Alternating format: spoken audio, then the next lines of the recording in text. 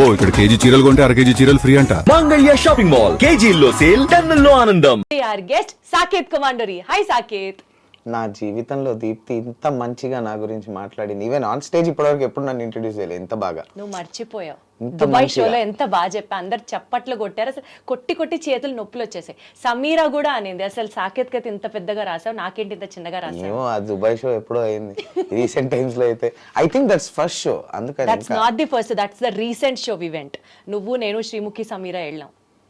ఆహా yeah yeah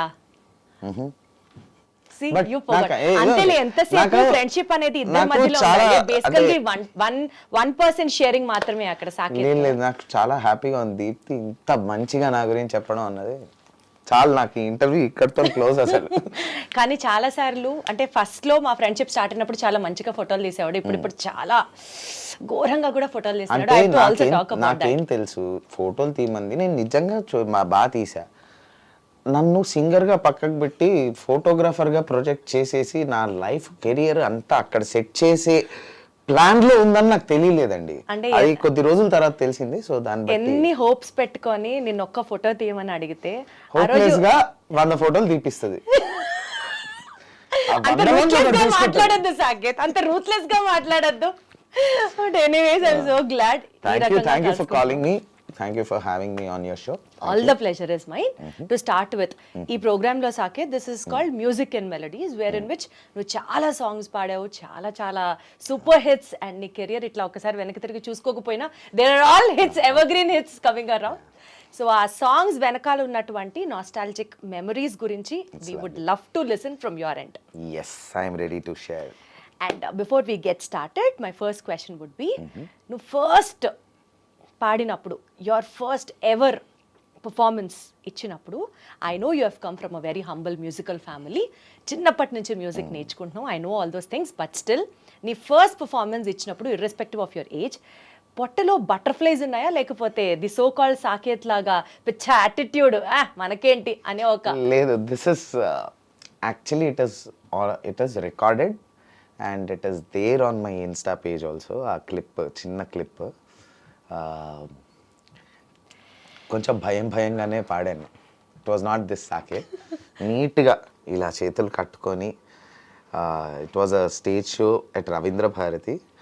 and luckily అది అప్పట్లో ఉన్న ఏకైక channel was ETV. And ETV న్యూస్లో వేశారు అది. ఆ క్లిప్పింగ్ నాకు I was very happy to save it and I have the clipping అనమాట. సో ఇలా పట్టుకొని సిన్సియర్గా పాడాను. When I was 3 years of age. 3 years of age. Wow. So ఆ క్లిప్పింగ్ ఉంది ఇంకా.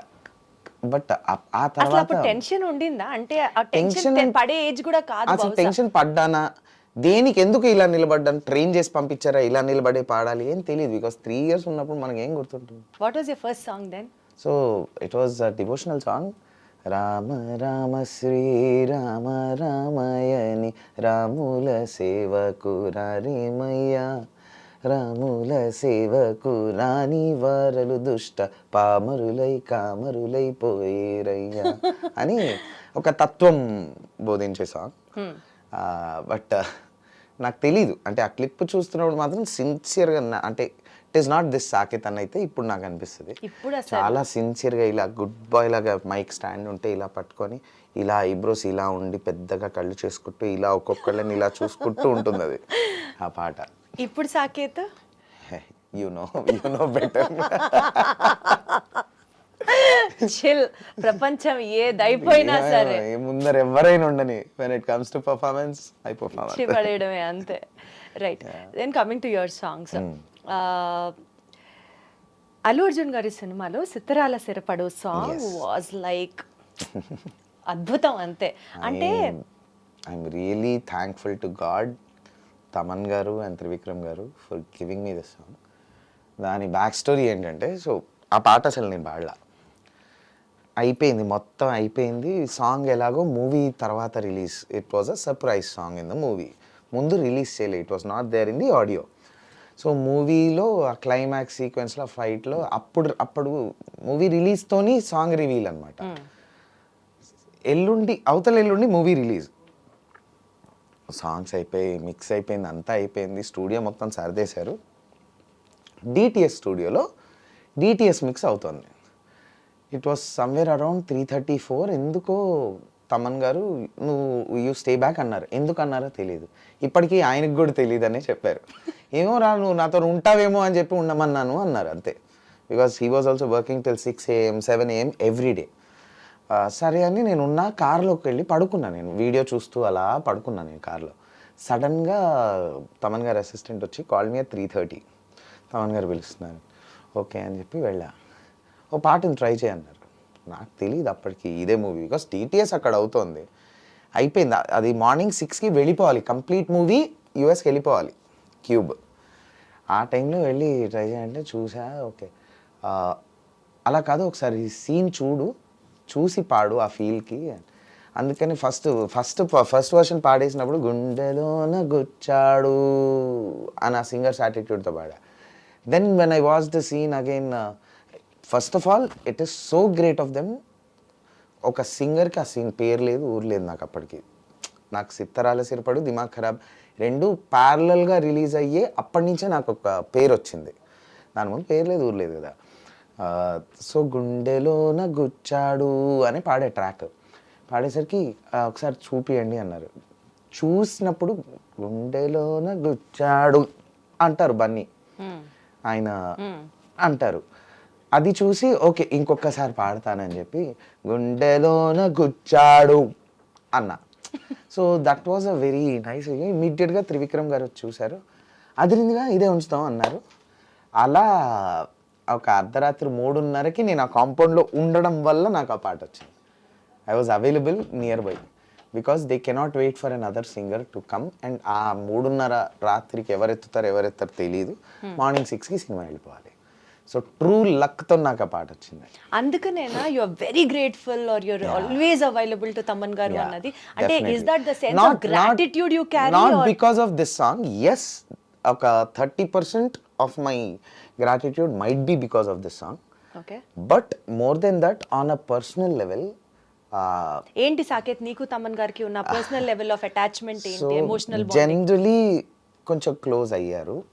అంటే ఆయన టీం మొత్తంలో కొంచెం మనం కోతి వేషాలు తెలుసు కదా, మేబీ అవి నచ్చినట్టున్నాయి. రారా is very close like an own brother. But ఎక్కడ నాకు ఆయన నన్ను ఒక ఓన్ బ్రదర్గానే ట్రీట్ చేస్తున్నారన్నది తెలిసింది అంటే I met with a very major accident. I was going to a show ప్రాపర్గా శ్రీరామనవమి రోజు భద్రాచలంలో ప్రోగ్రామ్కి వెళ్తూ మిట్ట మధ్యాహ్నం we met with an accident. Mummy వాళ్ళు స్టేజ్ మీద ఉన్నారు, ఎల్ఎంఏ షో చేస్తున్నారు డాడీ, వాళ్ళకి చెప్పలేను. సో అక్కడికక్కడ మమ్మల్ని కామినిని అదేటో తీసుకెళ్లారు. మేజర్ యాక్సిడెంట్, వెరీ మేజర్, అంటే వెరీ మేజర్ అన్నమాట, లైఫ్ అండ్ డెత్ యాక్సిడెంట్. అక్కడికి వెళ్ళాము. నేను ముందు రోజు నైట్ నాకు ఏదో షో ఉండింది. So I didn't sleep. లేదు.